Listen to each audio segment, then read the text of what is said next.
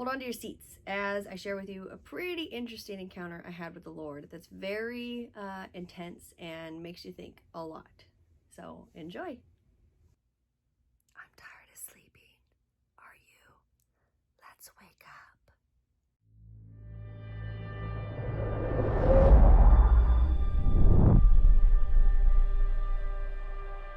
Some of you know, some of you don't know. I'm a mom, I work, and a wife, and so I have a lot on my plate. So I was talking to the Lord, leaning into what He's wanting us to do for 2020 as a family, in my ministry, with my children, and I have so many things that I'm trying to do that I don't have time to do, so many things that I want to do that I'm not even getting to, and then I've got just tons of things everywhere. And so I was asking the Lord, like, where's the balance of how much do I like just spend all my time with you, but not take care of my children, my husband, my work, like, or do I spend some time with you and take care of them, or do I just spend a little bit of time with you and take care of everything and then we'll have eternity together? Like, I was trying to sort that out.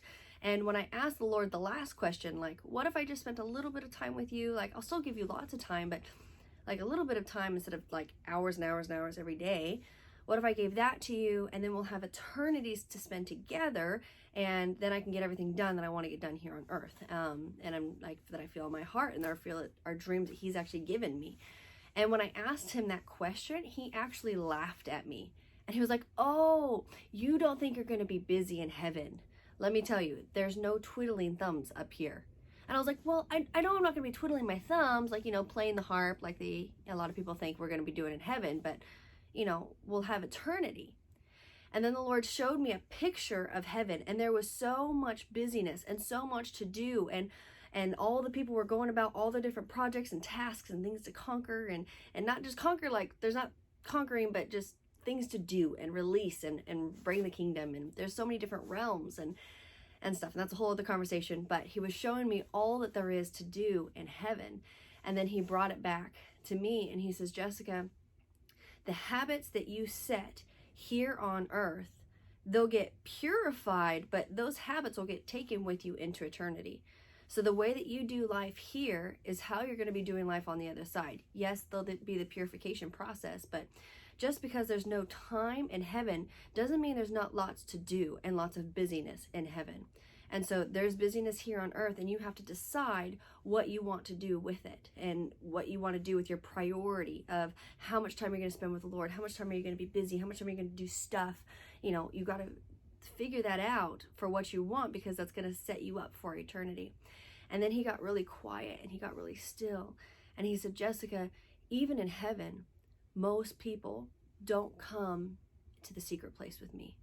Most people don't come away and be still and seek that intimacy with me.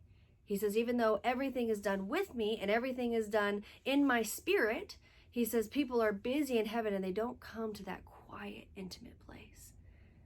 And so He's like, that's the question for you here when you're trying to decide and strategize what you want to do with everything is, how much do you want of me? How much do you want of my presence? And how much do you want to do all the other stuff? And that was the question that He left me with.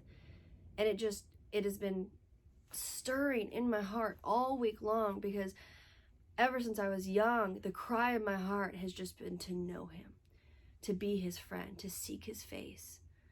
That like Catherine Kuhlman, she was a friend of the Holy Spirit. And so she would come into the meetings. She was a revivalist. She'd come into the meeting and say, Holy Spirit, come. And whoosh, His presence would come. Or like Lonnie Frisbee, he was friends with Jesus. And so he'd come into a meeting and be like, Jesus, come. And then whoosh, His presence and the miracles and all the stuff. But Justin Abraham, recently I was listening to him, and he was talking about few people on the earth become friends with all of the parts of God. They pick one part, either Holy Spirit or Father or Jesus, to become buds with and friends with and seek the intimacy. And he says there's something so special when you befriend and know each one of them. And that's been the cry of my heart since I was young, is to know God, to be close to God, to be friends with God, to let everything else fade away. Everything else can pass away. Does that mean I'm not going to feed my children or love my children or take care of my husband? No. But there's so much other time that I could be spending with the Lord. There's so much busyness. Like, even I work at a church, so I do ministry for my life. And there's just infinite needs and infinite things to do. And what I was just realizing is ministry, it goes on and on and on and on and on. But even by Jesus's example, I don't believe that ministry was the most important thing to Jesus. If ministry was the most important thing to Jesus, his ministry would have looked vastly different. If ministry was the most important thing, instead of waiting till he was 30 to start ministry and only do ministry for 3 years, he would have started much younger. If ministry was the most important thing, then he could have teleported everywhere and preached the gospel face to face with every single person on the planet. And that's not what he did. He still took Sabbath. He walked.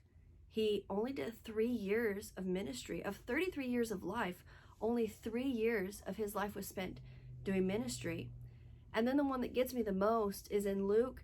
It talks about Jesus was ministering to a crowd, and then he walked away from the crowd to go and pray. If ministry was the most important thing, he wouldn't have left the crowd. He would have prayed for every single person. He would have talked for hours and hours and hours more. But the most important thing was to seek the Lord. The most important thing was to be close to the Lord and to be still. Jesus said, I only do what I see my Father doing. And the only way you can do that is if you're still and if you're quiet and if you're intimate with the Father so you can see what he's doing. If we get caught up in busyness, then we're busy doing good, but I'm not able to hear the whisper and see what my Father's doing because I'm too busy doing stuff. And Jesus left the crowd so that he could reconnect and spend that time with the Lord. He spent 30 years growing in his relationship with the Lord, in that secret place with the Lord, being in this hidden time, and only 3 years doing ministry. And even in that time doing ministry, he still left to go and pray and go and seek the Lord and work on that oneness and that connection. And so by that example, that's stirred in me for years now, but by that example, it's like, okay, all these pieces are fitting in together where it's like the habits that I set here on earth, they're going to come with me over to eternity. And there's so much to do. There's always so much to do, but what is the most important thing? Being with him. And that's what I want. I want to be known to be a lover of God, of Holy Spirit, of Father, and Jesus. I want to be friends with him. I want to know them. And that's the deepest cry of my heart. So everything else, I want it to fade away, and I'll be learning to say no more and just to run after. I'm practicing now even getting up early. Like so many people that I look up to, they get up early and they seek the Lord in the morning. I hate getting up early. But this week I've started getting up at 4 o'clock or 4:30. It's so early and I'm so tired, but my body is going to adjust and I want to lean into the more. And that's what's there for us this year in 2020 is leaning into the things that God has for us. It's time to go in and to take what we have for us and to access what's available to us. And I want to access what God has for me. And it's going to spill over to my family. It's going to spill over to my husband. And I'm still going to be, I'm sure, doing lots of things. But he will be first, not doing the busyness and not doing the ministry. Jesus will be the first. He's going to be the most important. Like Heidi Baker, she spends 6 hours a day with the Lord. That is a ton of time. But she wakes up early and she seeks the Lord. And the more stuff that she has to do, the longer time she spends with the Lord. 6 hours a day. That's 25% of her day. Just praying on her face. And she still is connected to him, speaking in tongues, praying for people, doing stuff like working with him all day long. But just that secret intimacy place, 6 hours. So that's my invitation to you. That's my question for you today is, how much of the Lord do you want? And when you answer that question, then lean into that and run after it. You won't regret it. God bless.